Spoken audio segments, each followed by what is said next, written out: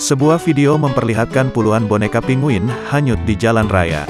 Video ini dibagikan oleh akun Instagram @terangmedia, Kamis, tanggal 17 Maret tahun 2022. Hujan cukup deras membuat jalan raya tergenang oleh air hujan di kawasan Maospati, Magetan, Jawa Timur, pada Rabu sore, tanggal 16 Maret tahun 2022. Genangan air tersebut membuat dagangan mainan balon penguin dari seorang pedagang hanyut terseret genangan air hujan. Sehingga boneka penguin tersebut memenuhi sebagian jalan raya tersebut. Setelah video ini tayang, banyak mendapatkan komentar dari warganet. Banyak warganet kasihan dengan pedagang tersebut.